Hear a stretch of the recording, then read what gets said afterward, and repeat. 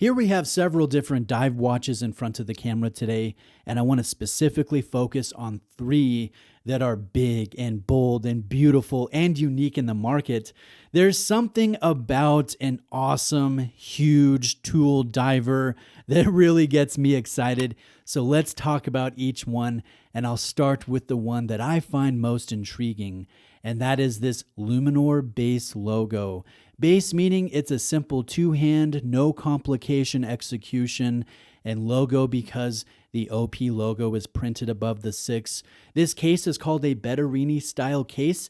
It's the first civilian release case style, and most people think of this case design when they picture a Panerai Luminor in their mind. And yes, it is 44 millimeters, and that does not include the large crown protection system. That aside, I can't stress enough how awesome this feels on the wrist.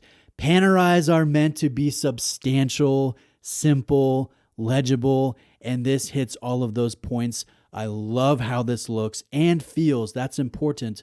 I love how this looks and feels on my 7.25-inch wrist.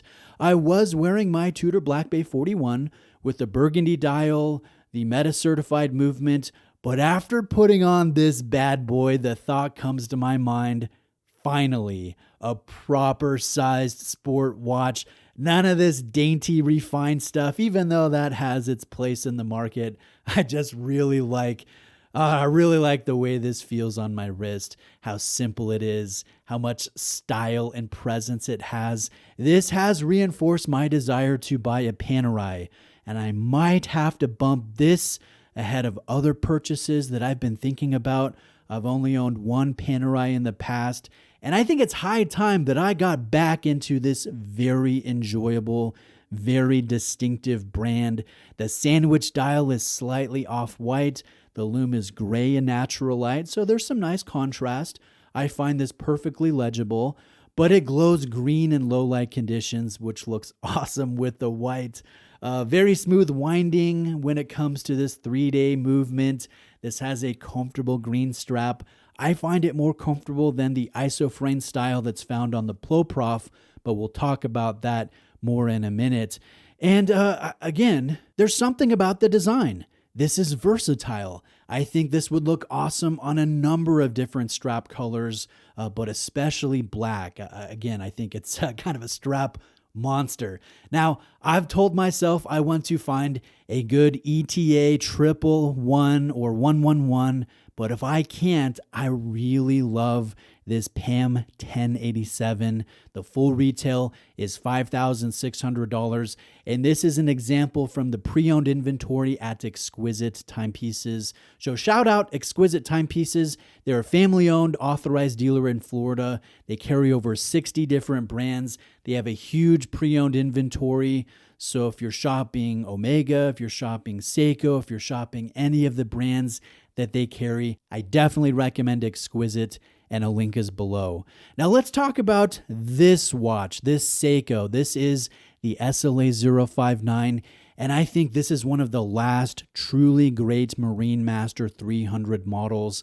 This is one that I have personally owned in the past. I kind of have an extensive history with the Marine Master 300, and the newer MM300 models, they may have Marine Master printed on the dial, but in my opinion, they lack this kind of hard to describe pure awesomeness that these older Marine Master 300s certainly have.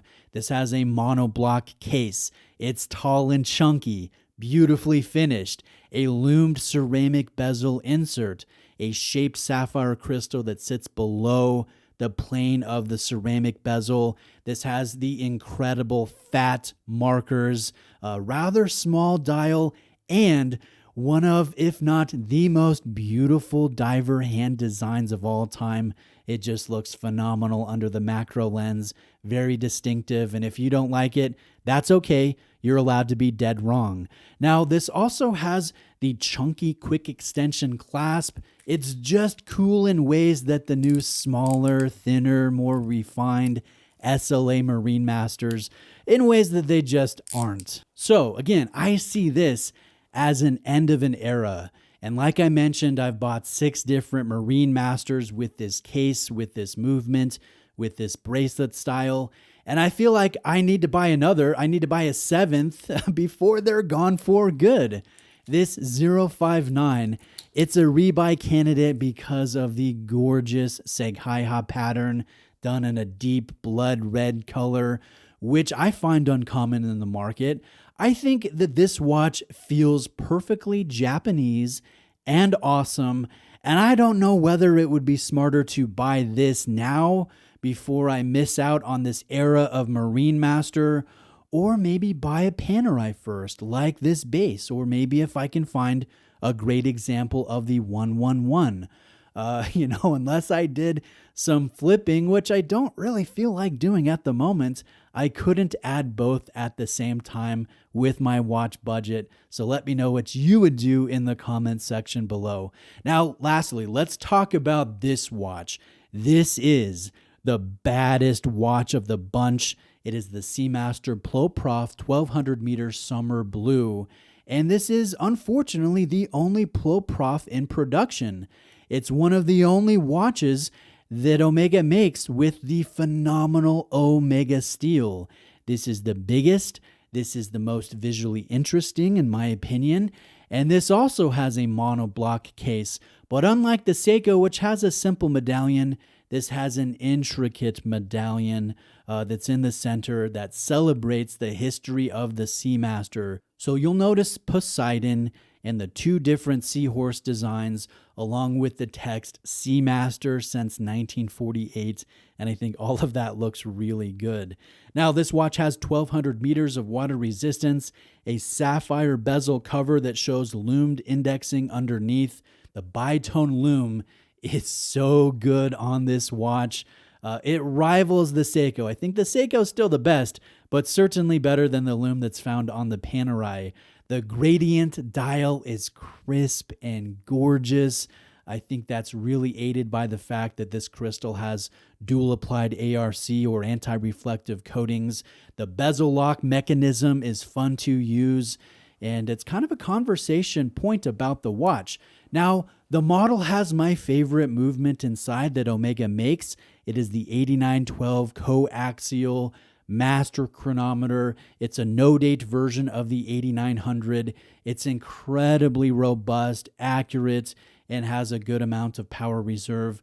This watch, I don't know, when I look at this, I just love everything about it outside of the $14,300 price tag.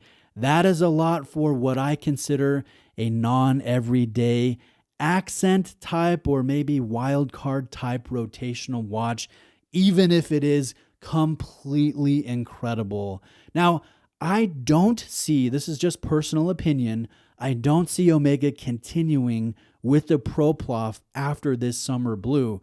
They just don't sell many of them. It certainly is an acquired taste, and I'm not surprised that it's not a heavy mover with Omega. And considering this, I wonder if I would enjoy a Ploprof more than, say, a Panerai like this one, or a 111, or maybe another awesome big diver like an Ultra Deep, or a James Cameron Deep Sea, which all of those certainly could be worn as daily wear watches. I just don't think that this one can. So it becomes a little difficult to justify the price tag. But I don't know. I really like off the beaten path type non-predictable watches, and so this certainly qualifies for that and is right up my alley. Now, I'll end with this one statement. I certainly identify with it. I think a lot of you that are watching, you'll completely relate to this, but the quote is, "Too many awesome watches, not enough wrists, not enough watch budget." Let me know what you think. Shout out Exquisite Timepieces. Like this video if you got something from it or appreciated it. And if you'd like to see more content from my channel, please subscribe. I'd appreciate it.